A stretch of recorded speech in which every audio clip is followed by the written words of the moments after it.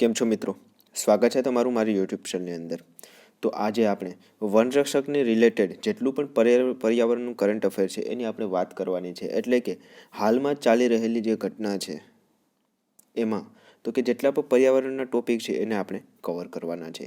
કેમ કે તમને ખબર જ હશે કે જે ગઈ 2022માં વનરક્ષકની ભરતીનું જે પેપર હતું એની અંદર તમને ખબર જ છે કે કેવા પર્યાવરણના કરંટ અફેર રિલેટેડ પ્રશ્નો પૂછાણા હતા. બસ આપણે એવું જ કરંટ અફેર લેશું કે જેની અંદર પર્યાવરણનો સમાવેશ થતો હોય.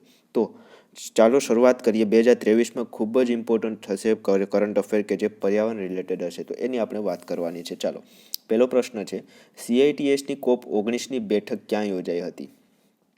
CITESની COP19ની બેઠક, પહેલાં તો તમને ખબર હોવી જોઈએ કે CITES છે શું. તો એને કહેવામાં આવે છે, આનું એક ફૂલ ફોર્મ યાદ રાખવાનું છે, convention of international trade in endangered species of wild flora. જુઓ અહીંયા લખેલું છે, convention of international trade in endangered species of wild flora and fauna. આ એનું ફૂલ ફોર્મ છે. ખબર.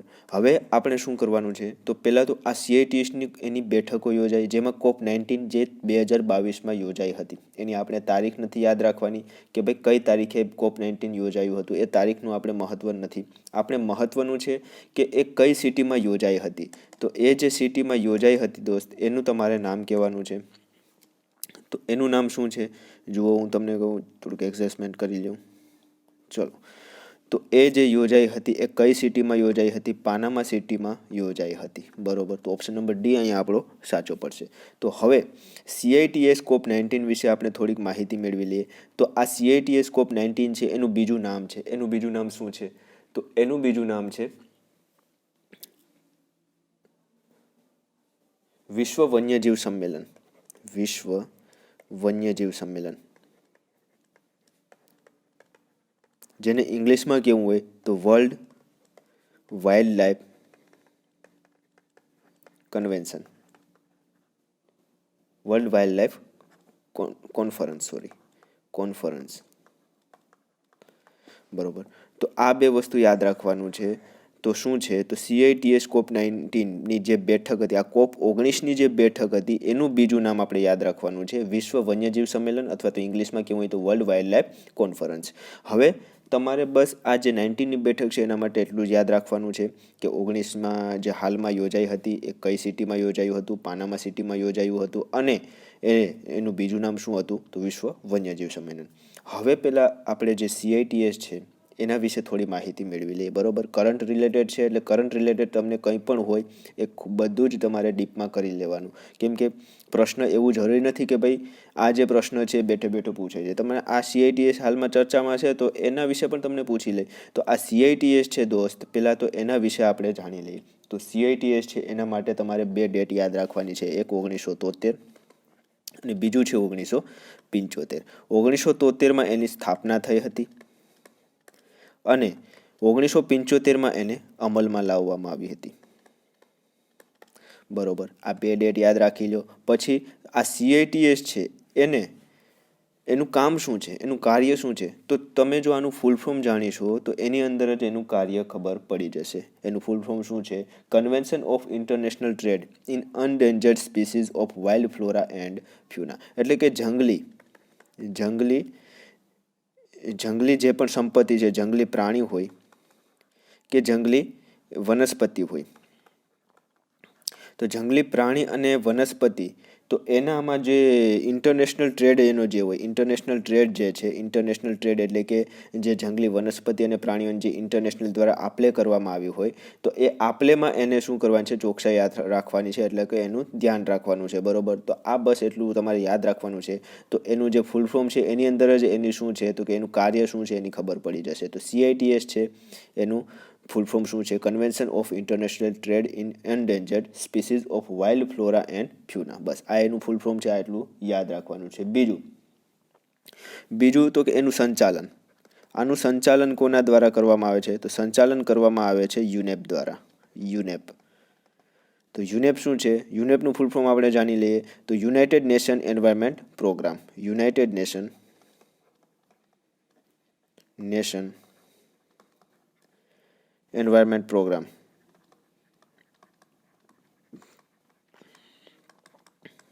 પ્રોગ્રામ, આ એનું ફૂલ ફોર્મ છે યુનેપનું. તો આ શું છે તો કે સંચાલન કોના દ્વારા કરવામાં આવે છે? યુનેપ દ્વારા એનું સંચાલન કરવામાં આવે છે. હવે જે આ CITES છે, આ CITES છે એનું બીજું નામ શું છે?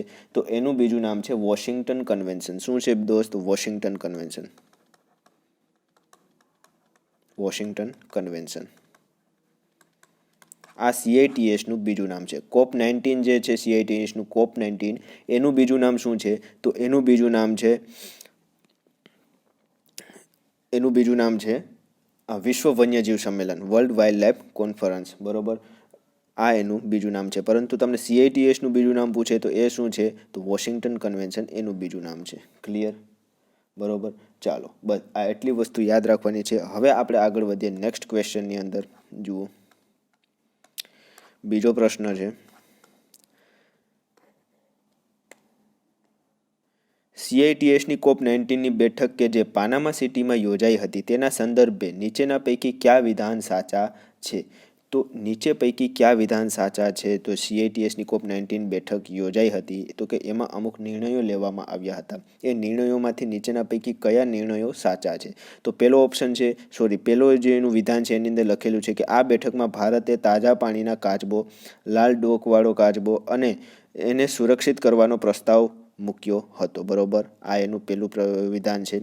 CITESના પરિશિષ્ટમાં દરિયાઈ કાકડીઓનો સમાવેશ કરવાની તો કે સ્પષ્ટતા કરવામાં આવી છે. બીજું છે સીસમને પરિશિષ્ટ 2માં રાખવામાં આવ્યો છે. તો આમાંથી તમને કહેવાનું છે કે આ A, B અને C માંથી કોણ સાચું છે? ઓપ્શન નંબર એમાં છે માત્ર A સાચું છે, B સાચું છે, A અને C સાચું છે કે ત્રણેય સાચા છે? તો દોસ્ત આમાં આપણે ઓપ્શન ડી રાખીશું, ત્રણેય સાચા છે. તો આ જે વિધાનો છે એ તમારે યાદ રાખી લેવાના છે કે COP19માં જે નિર્ણયો લેવામાં આવ્યા હતા એ નિર્ણયો કયા કયા હતા એ તમારે યાદ રાખી લેવાના છે. ચાલો આગળ વધીએ દોસ્ત. એના પછીનો છે ભારતીય ઓલિમ્પિક સંઘના નવા અધ્યક્ષ કોણ બન્યું? તો ભારતીય ઓલિમ્પિક સંઘ છે એનું નવા અધ્યક્ષ કોણ છે?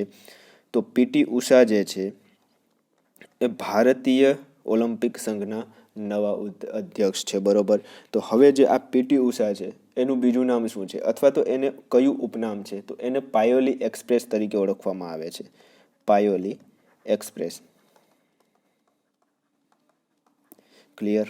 ચાલો નેક્સ્ટ ક્વેશ્ચન છે. જુઓ, સ્પોર્ટના પણ જે કરંટ અફેર છે એ પણ યાદ રાખવાનું છે. સ્પોર્ટના જે ગયું પેપર હતું 2022માં લેવાનું હતું એની અંદર સ્પોર્ટના 2 પ્રશ્નો પૂછાણા હતા. બરોબર, એક કરંટ રિલેટેડ હતું અને બીજું તો કે સ્પોર્ટના જે બેસિક્સ છે જેમ કે કંઈક ટ્રોફી વિશે પૂછ્યું હતું તો એ પણ આપણે યાદ રાખીશું. બરોબર, તો આ જે કરંટ અફેર રિલેટેડ જેટલું પણ સ્પોર્ટ છે એ પણ આપણે યાદ રાખતા જશું. બરોબર, ચાલો પર્યાવરણ રિલેટેડ તો રાખવાનું છે, સાથે સાથે કરંટ અફેર રિલેટેડ જે સ્પોર્ટ રિલેટેડ કરંટ અફેર છે એ પણ યાદ રાખવાનું છે. ચાલો, ભોપાલ ગેસ દુર્ઘટનામાં મૃત્યુ પામેલા લોકોની યાદમાં કયા દિવસની ઉજવણી કરવામાં આવે છે? બરોબર, તો ભોપાલ ગેસ દુર્ઘટના પહેલાં તો તમને ખબર હોવી જોઈએ ક્યારે થયો હતો. તો ભોપાલ ગેસ દુર્ઘટના છે એ 2 ડિસેમ્બર 1984માં થયો હતો. ક્લિયર? તો ભોપાલની અંદર જે ગેસ હતી એની અંદર ભોપાલની અંદર જે ફેક્ટરી હતી એની અંદર એ ગેસ જે હતો એ કયો ગેસ રિલીઝ થવાના કારણે આસપાસના ઘણા બધા લોકો મરી ગયા હતા, એ ડેથ થઈ ગયા હતા. એ ગેસનું નામ શું હતું? Methyl isocyanide. આ ગેસના કારણે એનું શું મૃત્યુ થયું હતું. તો આપણે શું કીધું છે, કયો ગેસ ભોપાલ ગેસ દુર્ઘટનામાં મૃત્યુ પામેલા લોકોની યાદમાં કયા દિવસની ઉજવણી કરવામાં આવે છે? તો કયા દિવસની ઉજવણી કરવામાં આવશે? જુઓ, ઓપ્શન જુઓ અને હું ઓપ્શનનો સાચો જવાબ આપું છું, રાષ્ટ્રીય પ્રદૂષણ નિવારણ દિવસ. ઓપ્શન નંબર ડી છે એ તમારો અહીંયા સાચો હશે. રાષ્ટ્રીય પ્રદૂષણ નિવારણ દિવસની ઉજવણી કરવામાં આવે છે કે જે દર વર્ષે 2 ડિસેમ્બરના રોજ ઉજવવામાં આવે છે. ચાલો નેક્સ્ટ છે દોસ્ત, કઈ સંસ્થાને state of global water resources 2021ની બહાલી આપવામાં આવે? અથવા તો શું કીધું છે, કઈ સંસ્થાએ state of global water resources 2021 બહાર પાડ્યું છે? બહાર પાડ્યું છે. કઈ એવી સંસ્થા છે જેને state of global water resources? તો એ છે વર્લ્ડ મિટિયોરોલોજીકલ ઓર્ગેનાઇઝેશન, એટલે કે વિશ્વ હવામાન સંસ્થા. તો આને તો કે ગ્લોબલ વોટર રિસોર્સિસ ઇન્ડેક્સની શું કરી છે? તો કે એને બહાર પાડ્યો છે. હવે તમારે વર્લ્ડ મિટિયોલોજિકલ ઓર્ગેનાઇઝેશન એટલે કે WMO વિશે ખબર હોવી જોઈએ. WMO છે તો એનું જે વડું મથક છે એ ક્યાં છે, એનું મુખ્યાલય ક્યાં છે? Geneva, Switzerland. આ એનું વડું મથક છે. અને બીજું આપણે યાદ રાખવાનું છે તો કે આ જે સંસ્થા છે વર્લ્ડ મિટિયોલોજિકલ ઓર્ગેનાઇઝેશન, તો એનું સ્થાપના ક્યારે કરવામાં આવી હતી? 1950માં. ક્લિયર? તો વર્લ્ડ મિટિયોલોજિકલ ઓર્ગેનાઇઝેશન કે જેની ગ્લોબલ વોટર રિસોર્સિસ ઇન્ડેક્સ જે છે 2021માં બહાર પાડ્યો હતો. ચાલો નેક્સ્ટ ક્વેશ્ચન છે, હાલમાં ઉજવવામાં આવેલ G20ની થીમ 2022માં કયા શબ્દનો ઉલ્લેખ નથી કરવામાં આવ્યો? એટલે કે જે G20 ભારતની મેજબાની જે કરી હતી, ભારતની જેની અધ્યક્ષતા શું કહેવાય છે, હાલમાં ઉજવવામાં આવેલ G20ની થીમ 2022માં કયા શબ્દનો ઉલ્લેખ કરવામાં નથી આવ્યો? તો ભારત દ્વારા જે થીમ બહાર પાડવામાં આવી હતી G20 માટે, બરોબર, 2022માં, તો એ થીમમાં ભારત દ્વારા જે થીમ લોન્ચ કરવામાં આવી, મારા દોસ્ત આમાં બે થીમ હશે. એક તો આની મેજબાની બાલી ઇન્ડોનેશિયા દ્વારા કરવામાં આવી હતી. બાલી ઇન્ડોનેશિયા. ક્યારે? 2022માં જે હાલમાં જ G20 યોજાયું હતું એની અધ્યક્ષતા બાલી ઇન્ડોનેશિયા દ્વારા કરવામાં આવી હતી. એની પણ થીમ અલગ છે અને ભારતની પણ G20 માટેની થીમ અલગ છે. તો કે આપણે યાદ રાખવાની છે ભારતની અને બાલીની બંનેની. પહેલાં તો આપણે અહીંયા શું કીધું છે કે G20ની થીમ 2022માં કયા શબ્દનો ભારત દ્વારા ઉલ્લેખ કરવામાં નથી આવ્યો? One earth, one nature, one family કે વન ફ્યુચર? તો આમાં તમારો સાચો જવાબ શું હશે? તો આમાં તમારો સાચો જવાબ છે one nature. Option number B તમારો સાચો છે. એટલે કે આ શબ્દ એમાં નથી આવતો. આ ત્રણ શબ્દો આવે છે, વન અર્થ, વન ફેમિલી અને વન ફ્યુચર. એનું જો હું તમને કહું કે પૂર્ણ સ્વરૂપ શું હતું, એટલે કે એ જે થીમ હતી એ થીમ શું હતી? ભારત દ્વારા જે થીમ બહાર પાડવામાં આવી હતી એનું છે વસુધૈવ કુટુંબકમ,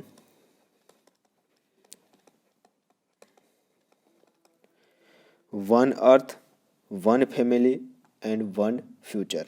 આ ત્રણ શબ્દો અને વસુધૈવ કુટુંબકમ અહીંયા જોડી દો તો આ એની શું હતી? થીમ હતી. ક્લિયર? બાલી દ્વારા જે આયોજન કરવામાં આવ્યું હતું 2022માં, એની જે થીમ હતી એની થીમ શું હતી? તો રિકવર ટુગેધર અને recover stronger. Recover together, recover stronger. આ એની થીમ હતી બાલી દ્વારા. બરોબર. હવે બીજું એક યાદ રાખવાનું છે, તો નેક્સ્ટ જે G20 છે દર વર્ષે ઉજવવામાં આવે છે. હવે 2023માં જે ઉજવશે એની મેજબાની આ વખતે કેમ આ સમયે કેમ 2022માં બાલી ઇન્ડોનેશિયા દ્વારા કરવામાં આવી હતી, એવી રીતના 2023માં કોના દ્વારા કરવામાં આવશે? તો નવી દિલ્હીમાં, ભારતમાં કરવામાં આવશે. બરોબર.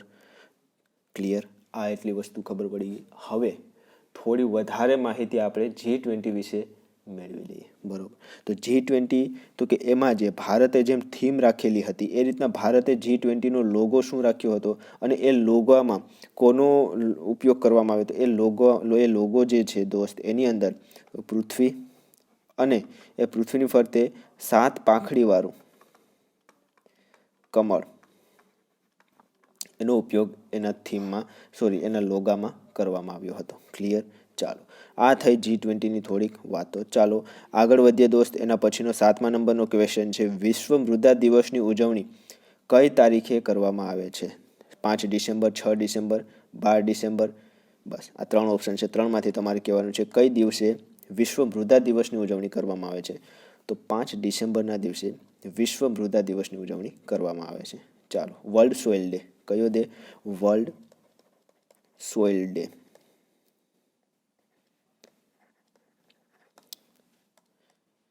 8મા નંબરનો ક્વેશ્ચન છે, તાજેતરમાં ચર્ચામાં રહેલ કાજીરંગા પ્રોજેક્ટ પર ભારત અને કયા દેશની ભાગીદારી છે? તો જે કાજીરંગા પ્રોજેક્ટ છે એમાં ભારત અને કયા દેશની ભાગીદારી છે એ તમને કહેવાનું છે. તો ભારત અને ફ્રાન્સ દેશની ભાગીદારી છે. બરોબર. આ પ્રશ્ન તમારે ડાયરેક્ટ પૂછી શકે છે, મોસ્ટ ઇમ્પોર્ટન્ટ છે, યાદ રાખી લેજો. અને હવે જે આપણે માહિતી મેળવીએ, કાજીરંગા રાષ્ટ્રીય ઉદ્યાન ક્યાં આવેલું છે? આસામમાં આવેલું છે. ક્લિયર? કોના માટે જાણીતું છે? એક સિંગી ગેંડા માટે.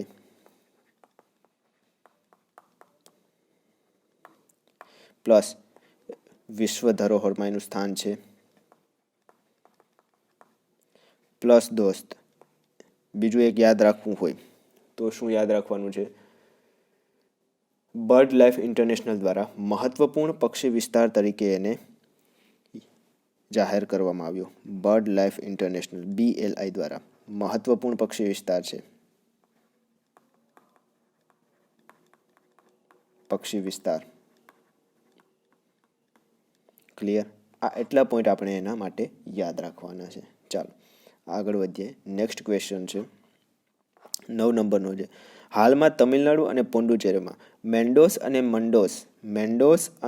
મંડોસ નામના ચક્રવાત દ્વારા જીવસૃષ્ટિને ઘણું નુકસાન થયું હતું. તો આનું નામકરણ કોના દ્વારા કરવામાં આવ્યું હતું? તેમનું નામકરણ કોના દ્વારા કરવામાં આવ્યું હતું? મેન્ડોસ એન્ડ મડોસ. આ બે ચક્રવાતના નામ છે, બરોબર, કે જે તમિલનાડુ અને પોંડુચેરીમાં ત્રાટક્યા હતા, જેના કારણે જીવસૃષ્ટિને ઘણું નુકસાન થયું હતું. તો બે નામ પણ તમે યાદ રાખી લેજો, બરોબર. તો હવે આ જે નામ છે એ કોના દ્વારા બહાર પાડવામાં આવ્યા હતા? ઇન્ડોનેશિયા, મલેશિયા, યુનાઇટેડ આરબ અમીરાત કે ભારત? બરોબર. તો આમાં ઓપ્શન નંબર C તમારો યુનાઇટેડ આરબ અમીરાત દ્વારા એને બહાર પાડવામાં આવ્યા હતા. બરોબર. આ બે જે નામ છે અથવા તો આ બે ચક્રવાતોના નામ કોનીએ કીધા હતા? મેન્ડોસ અને મડોસ એ યુનાઇટેડ આરબ અમીરાત દ્વારા કહેવામાં આવ્યું હતું. ક્લિયર? આગળ વધીએ. લાસ્ટ ક્વેશ્ચન છે આપણો કરંટ અફેરનું. IUCN રેડ ડેટા લિસ્ટમાં હિમાલયની 3 વનસ્પતિ પૈકી કઈ વનસ્પતિ નથી? તો IUCN રેડ ડેટા લિસ્ટ તમને ખબર હશે કે જેની અંદર તો ખતરામાં મુકાયેલ અથવા તો જે નાશ પાયો વનસ્પતિ છે એની અમુક કેટેગરી બનાવવામાં આવેલી છે. તો આ કેટેગરીની અંદર હિમાલયની કઈ 3 વનસ્પતિ રાખવામાં આવેલી છે? તો હિમાલયની 3 વનસ્પતિ જેમાં આપણે કઈ વનસ્પતિ રાખવામાં આવેલી નથી, બરોબર. તો આ 3 વનસ્પતિ જેને છે એ રેડ ડેટા લિસ્ટમાં રાખવામાં આવી છે અને એના પૈકી નીચેનામાંથી કઈ નથી એ તમારે ઓળખવાની છે. તો એના માટે તમારે 3 વનસ્પતિ કઈ છે એના નામ તમને ખબર હોવા જોઈએ, બરોબર. તો એક છે સાલમ પંજા, બીજું છે પટવા અને ત્રીજું છે હિમાલય ફિટિકર. તો આ 3 વનસ્પતિને જે છે રેડ ડેટા લિસ્ટમાં મૂકવામાં આવી છે, નહીં કે સિબકથોર્ન, બરોબર. તો આ 3 વનસ્પતિના નામ યાદ રાખવાના છે કે જેને IUCN દ્વારા રેડ ડેટા લિસ્ટમાં રાખવામાં આવ્યા છે. તો અહીંયા એક શબ્દ છે IUCN. તો IUCN વિશે તમને ખબર હોવી જોઈએ. IUCN શું છે દોસ્ત? તો એનું ફૂલ ફોર્મ તમને ખબર હોવી જોઈએ. International Union for Conservation of Nature. International Union for Conservation of nature.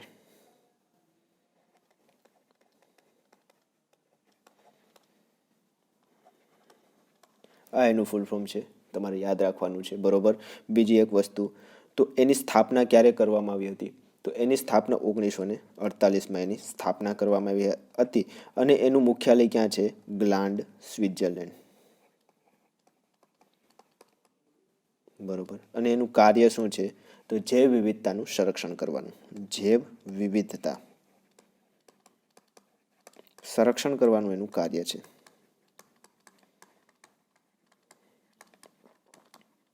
એવું જરૂરી નથી દોસ્ત કે જે કરંટમાં જે ઘટના બનેલી છે એના વિશે જ પૂછે એવું જરૂરી નથી. જેમ કે જે IUCN રેડ ડેટા લિસ્ટમાં જે આ વનસ્પતિ રાખવામાં આવે છે એના વિશે જ તમને પૂછે એવું જરૂરી નથી.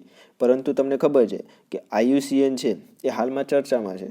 તો એ પેપર સેટર છે એ IUCNમાંથી પ્રશ્નો પૂછી લે કે ભાઈ IUCNનું ફૂલ ફોર્મ શું છે એ પૂછી લે, અથવા તો એનું મુખ્યાલય ક્યાં છે એ પણ પૂછી શકે, અથવા તો એની સ્થાપના ક્યારે કરી હતી, કંઈ પણ IUCNમાંથી કોઈ પણ પ્રશ્ન બનાવીને એ પૂછી શકે. તો આ બેસિક્સ વસ્તુ છે, એમાં એની બહાર તમને પ્રશ્ન નહીં જાય. તો આ પણ તમારે સાથે સાથે કરંટ અફેરમાં કરતું રહેવાનું. ચાલો, બરોબર.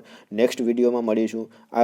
આપણે જે નેક્સ્ટ વિડીયો હશે એ પણ કરંટ અફેરનો હશે અને એના પછી આપણે તો કે ગણિત અને જે પર્યાવરણ રિલેટેડ જેટલા પણ ટોપિક છે એના વિશે પણ આપણે વાત કરીશું.